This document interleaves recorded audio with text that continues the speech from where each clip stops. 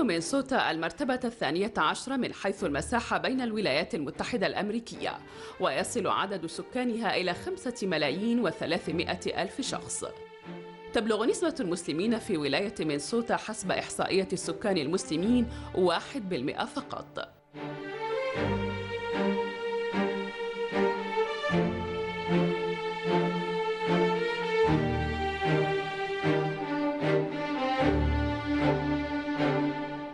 جولي امرأة أمريكية تعيش في ولاية مينيسوتا، ورغم نشأتها كمسيحية لوثرية فقد اعتنقت الإسلام قبل 30 عاماً.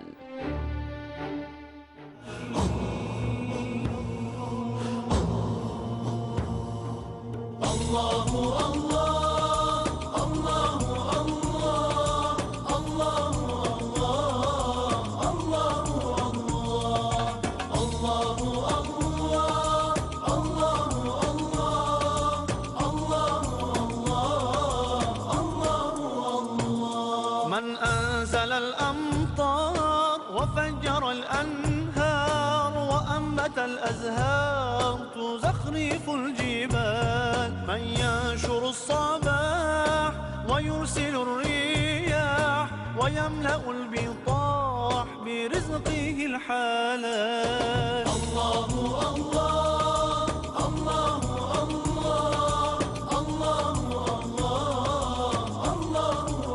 Assalamu alaikum. My name is Julie Roddy. I became Muslim and I converted to Islam about 30 years ago. My background is pretty normal for a Minnesotan. My mother came from a Norwegian background. My father was German. We grew up in a small town of about 1,500 people, but there were 13 churches. And no synagogues and no masjids, but 13 churches.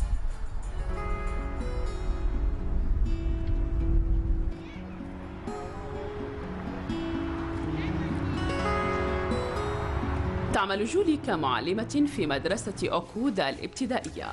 This is part of the media center where we bring in classes and the media teacher will talk to the students or read a story. This is the rest of the media center. In our district, we're very proud of that we have many computers. We also have 2 computer labs in there. And then plus, this is where I bring a lot of my students because it's a nice quiet place to study with them. But during the daytime, it's very active and very busy in here. Right? I like that Can story. I tell you about my day at work today? Yes, please. This is my daughter-in-law Zara. She is married to my oldest son. And this is Haider, her very busy 2-year-old. And this is Isra, my younger daughter-in-law, that she's married to my youngest son, Ali. And they are sisters. And they were born in Iraq. And so now they have come, and alhamdulillah, they are married to both of my sons. I'm telling you, Yeah. Assalamu alaikum, assalamu alaikum. Ooh, shake Juju's hand. Assalamu alaikum. لا لا السلام عليكم. كيف الحال؟ Bosa Jiddu. Bosa Jiddu. Allah, this is so good. So maybe it's not yours. Because I grew up in a small town, there were no Muslims around us. I didn't know anything about Islam. I was surrounded by Christians. Everyone was maybe a different kind of Christian, but a lot of Methodists and Lutherans in my town. But then when I came up here to go to school, I was working at the University of Minnesota, and so I saw some people there that were Muslim, didn't know anything about them, and was actually too shy to talk to them. But then I met my husband, and it was a very strange kind of meeting. It was on Valentine's Day. I was at Southdale Shopping Center, which is a big shopping center here, and I happened to ask my husband what time it was, or he asked me what time it was.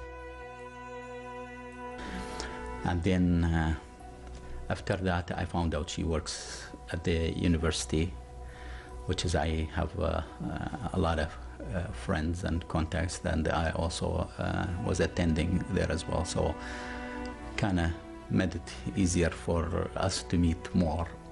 One thing led to another, and I was asking him about his family. He was asking me about my family.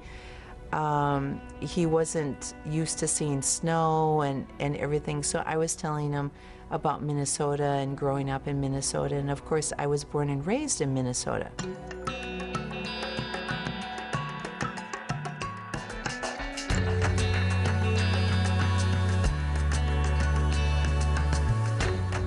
I decided that I wanted my mother to meet my husband.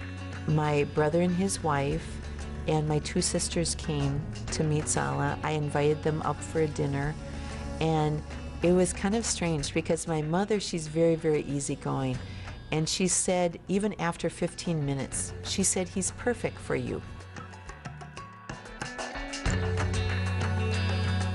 And so even though he was from a different culture and a different religion and a different language and everything, my mother kind of recognized that we clicked.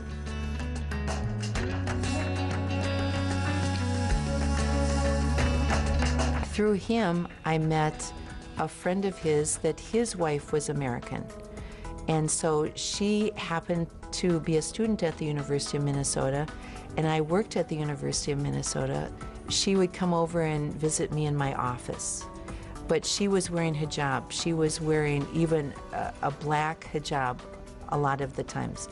I felt a little bit uncomfortable, but she seemed so genuine. So we continued to meet, or she would come and visit me in the office. And the one thing that was really nice was she was never pushy. And then, of course, I was talking on the phone, or I would get together with my husband. He wasn't my husband at the time, but we would get together or go out for lunch or something like that. So through this, I started learning about Islam. As soon as she found out about Islam, she started studying on her own, and she she reached the conclusion it was the right faith to follow. Bismillahirrahmanirrahim. Allahumma salli ala Muhammad wa ali Muhammad. اللهم إني أسألك موجبات رحمتك وعزائم مغفرتك والنجاة من النار. When I started finding out about Islam, and I met my friend that was a Muslim for 1 year, and she wore the hijab, I asked right away about that because that was a big deal to me. That seemed to be very drastic, and I said, what does Islam mean? Like, what do you do as a Muslim? My husband was saying, there's so much to learn about Islam.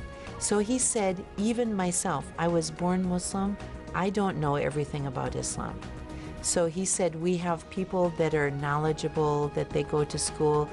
They are the true ones that know a lot about Islam.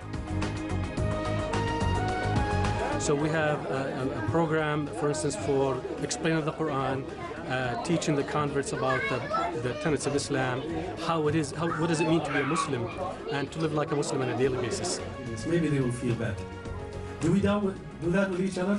No, if somebody transgresses against us, even with one word, our wrath. كانت جولي تتعلم أكثر فأكثر، وبدأت تلاحظ الفرق بين الإسلام وبين الاعتقاد اللوثري بشكل واضح. Islam teaches everyone that we are responsible for our deeds. So if we do something that is not right, it's on us. And my husband reassured me. He said, it's much easier to do things that are good. He said, there's so many ways that we can be good. So he kind of encouraged me.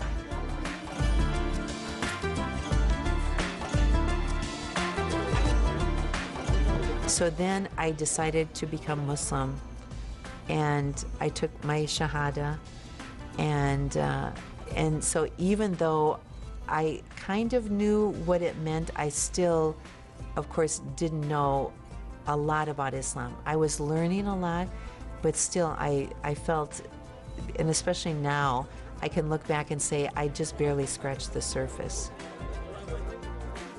For me to feel comfortable that I'm not going to be expected to do anything very strange, or I wanted to be able to learn at my own pace. And also even wearing hijab. When I took my shahada, I was just wearing a small scarf and it was kind of tied in the back. So I didn't feel like either Salah or any of my friends were pushing me or saying you have to dress this way or you have to act this way or anything. They were all just very, very mellow and very calm with me. So that helped a lot.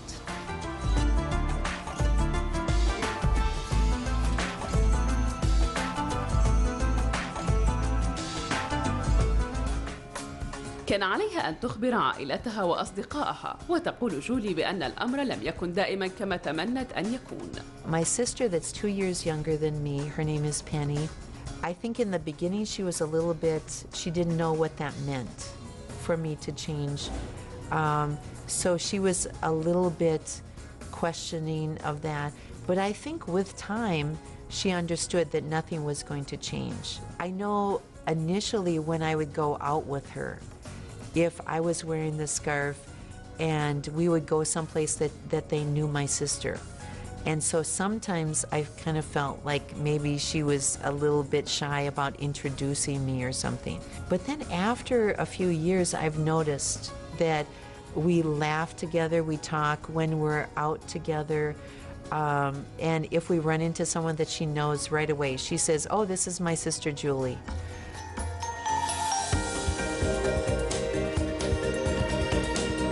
My youngest sister is a completely different story.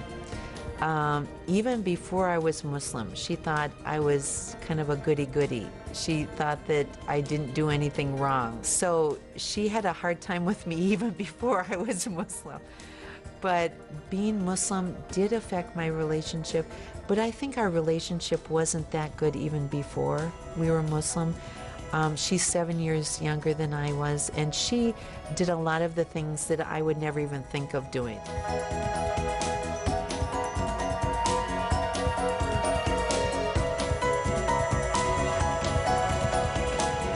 I had a hard time telling my mother, so I just decided I was going to call her on the phone. And so it was very emotional for me, very difficult. And so I called her on the phone and I told her, "Mom, I've decided to become Muslim." And she said, "I have two questions." She said, "Do you still believe in God?" And I said, "Yes, I do." And she said, "Will it make you happy?" And I said, "Yes, it will." So she said, "Beyond that, it's fine. You have to do what makes you happy."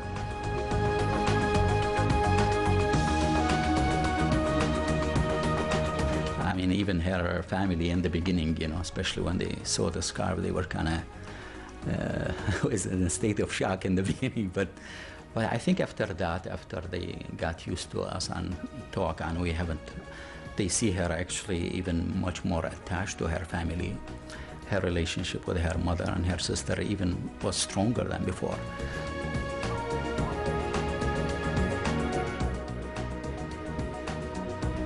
I know when I first took Shahada, my husband said, "You are going to lose friends."